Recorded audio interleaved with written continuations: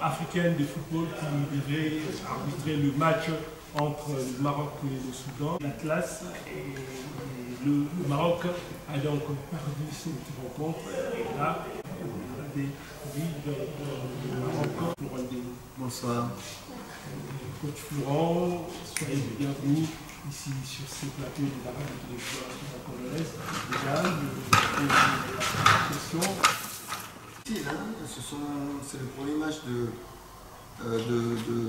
chacune des deux équipes. Et quand on commence une compétition comme ça à 4, le premier match est très important. Et j'espère qu'on va avoir un match un petit peu débridé, sans calcul, parce que les deux équipes auront à cœur de l'emporter. Voilà. Malgré qu'ils viennent pour la première fois, ces pays continuent à progresser. On l'a vu à la CAN 2019, la première fois dans une CAN, et aujourd'hui, ces pays participent aussi au championnat. Oui, il y a de moins en moins de petites équipes. Le Madagascar est là. Il risque d'être dangereux parce que la plupart des joueurs de leur équipe nationale 1 jouent dans leur championnat local. Donc, si vous enlevez les quelques-uns qui viennent de l'étranger, ils risquent de montrer une belle figure. Donc une équipe à prendre en considération, sachant que le Ghana a toujours des très très belles équipes de jeunes, mais les meilleurs jeunes partent très tôt, ce qui fait que leurs équipes locales est un peu moins bien loties, d'autant plus que même en confédération, en Ligue des Champions, il n'y a qu'une équipe qui est représentée. Donc ils sont un petit peu en baisse de forme au niveau local, mais au niveau international, ils sont plutôt bien à l'image de cette équipe qui vient de faire la Coupe du Monde. Coach, c'est quand même le football. J'ai pas eu la possibilité de suivre le match parce que je suis arrivé et il y avait beaucoup de sollicitations. Je le reverrai après, mais voilà, j'ai pas eu l'occasion. Je sais tout simplement qu'on a fait match nul. Il nous reste 2 matchs pour atteindre le second tour et j'y crois à 2000%. Coach, vous préparez aussi à rejoindre l'Algérie, où c'est cette 7e édition du CHAN, ici avec d'autres que vous effectuez ce déplacement. Non, parce que nous sommes au niveau de club en plein mercato hivernal. Qui va démarrer du 15 au 31, donc c'est l'occasion de superviser certains joueurs qui peuvent éventuellement venir nous rejoindre.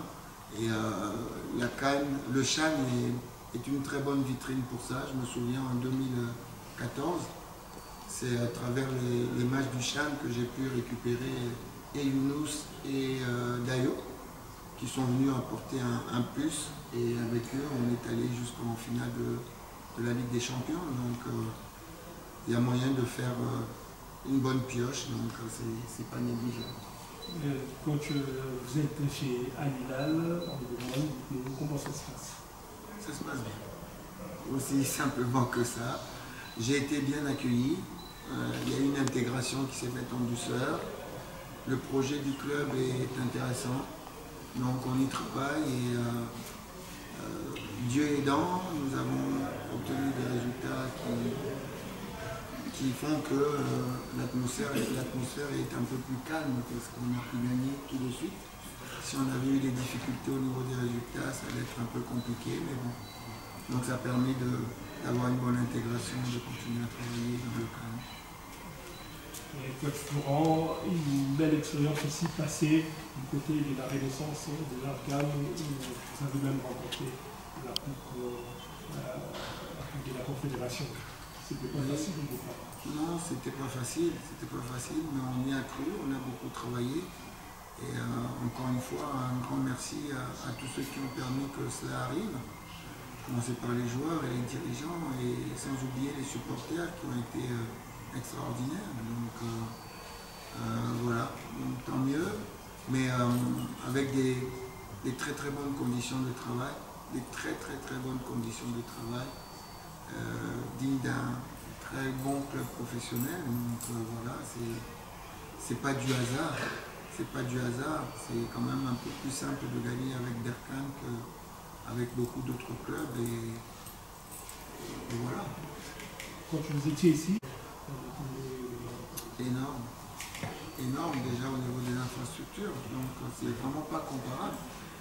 Et c'est l'occasion justement de féliciter tous nos gamins et aussi, on va dire, nos dirigeants aussi et nos supporters, parce qu'on a, les moyens sont d'aucune commune mesure. Moi, je travaillais, j'ai coutume de dire, si j'avais ici au Congo le 10e des conditions que j'avais au Maroc, ben, chaque année, vite on est champion d'Afrique.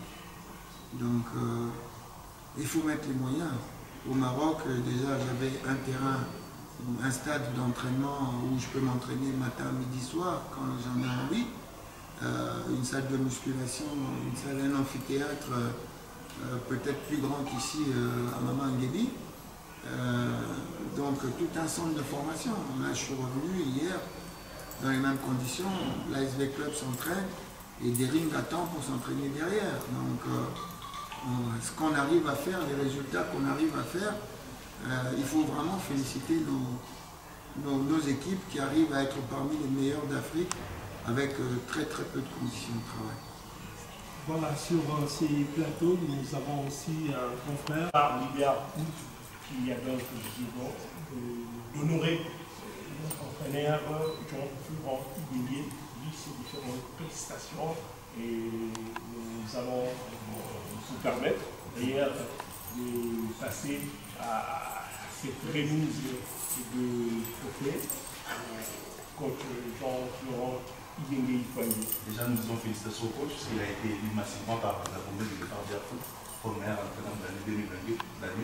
Par rapport à cette prouesse, nous disons félicitations au coach, nous allons passer la main pour le trophée au coach. Merci beaucoup. Félicitations coach, en tout cas beaucoup de courage parce que vous allez faire notamment au Soudan. Nous espérons que vous allez encore être les meilleurs coachs pour cette année 2020. Un grand merci à tous ceux qui ont voté pour moi. C'est très gentil et puis c'est un signe d'encouragement pour moi pour continuer encore plus l'année prochaine. Merci à vous. Voilà, nos félicitations à vous aussi, coach Jean-Florent. C'est pas votre premier trophée. C'est aussi que ce n'est pas le dernier trophée. Certainement, vous allez avoir encore d'autres trophées. D'un moment à l'autre, nous allons nous rendre en Algérie pour suivre les éliminatoires et la formation botswanaise. À l'aller, il y avait 1-0 en faveur des Barrières. Ce match s'est joué au Botswana. Et le match du tout s'est soldé sur un score d'un but partout. Et cela s'est joué à Antananarivo, bien avant le Ghana s'est imposé sur le score de 3-0, alors qu'il a fallu pour la deuxième fois affaibli dans la deuxième rencontre dans une compétition de la CAF. Coach Florent Ibénié, nous revenons à vous, c'est vrai. Alors qu'on ne puisse pas être là parce qu'ils sont double tenants du titre. Bon voilà, maintenant on n'a pas à commenter les décisions politiques. La frontière de la honte, j'appelle ça comme ça, parce qu'il y a des familles de chaque côté qui se voient à 40 mètres de toucher. C'est dommage. C'est dommage que au XXIe siècle, il y ait des situations encore de ce genre-là. Maintenant, voilà, ils ne sont pas là. La compétition va continuer, on l'espère la plus belle possible. Et qui reste comme favori de cette compétition? Moi, je ne donne jamais un favori a priori. A priori, évidemment, moi, je souhaite que ce soit la RDC. Alors les autres, ils peuvent être favoris. L'Algérie, parce qu'elle est à domicile, c'est normal. Le Sénégal qui a puisé dans ses retranchements pour pouvoir battre cela. Mais bon, moi, je suis RDC. Voilà, le coach Florent Ibénié reste toujours derrière les Léopards comme tous ces nombreux téléspectateurs. Le troisième match de Léopards, ce sera contre les Sénégal. Le Sénégal qui s'est imposé lors de sa première sortie sur le score de 2-0 devant la Côte d'Ivoire. C'est une équipe donc là. Chacun, César Auguste Bolikango, nous pouvons, si tout va bien, déjà partir pas leur stade homologué. Je crois qu'il y a eu un moment donné, je crois, une dizaine de matchs qui se sont joués sur le sol marocain. Ça veut dire ils ont plus de 10 stades homologués FIFA. Donc l'un des seuls championnats en Afrique qui possède la technologie VAR. Donc voilà, ils sont professionnels et c'est difficile de jouer contre cette équipe parce qu'ils mettent les moyens, ils commencent à avancer. Et le fait qu'ils aillent en demi-finale est vraiment une bouffée d'air frais pour le football africain. C'est super important. Souvent, on fait des analyses et on est beaucoup trop critique envers le football africain. Quand est-ce que les Africains vont jouer la Coupe du Monde? Quand est-ce qu'ils vont gagner la Coupe du Monde? Mais on oublie que les Africains ont commencé à jouer la Coupe du Monde en 1974. Eux, ils ont commencé depuis les années 30. Donc on a un retard. On a un retard qu'on va combler petit à petit, mais les gens oublient complètement ça. Donc on arrive petit à petit, et là maintenant, voilà, un pays qui a mis du sérieux, qui arrive en demi-finale. Donc on va peut-être dire que je suis un éternel optimiste, mais je suis sûr qu'on va remporter cette Coupe du Monde. Et le Maroc aussi est bien organisé sur le plan du football des jeunes. Ils ont plein de centres et c'est qui montre le travail aussi. Ils ont des centres de formation, mais ils sont déjà passés au centre de pré-formation. Dans la région où j'étais, il y a déjà un centre de pré-formation qui fonctionne. L'autre fonctionne à Rabat et ils vont mettre des centres dans toute la région pour les gamins de 12 ans. Donc ils ont pris vraiment le modèle français. Et quand vous voyez ce que fait la France qui peut se permettre de se passer de N'Golo Kanté, de Benzema, de Pogba, l'équipe aimée, quasiment du jour au lendemain, et ils atteignent la finale. Donc c'est ce que le Maroc se prépare à faire. Voilà, merci.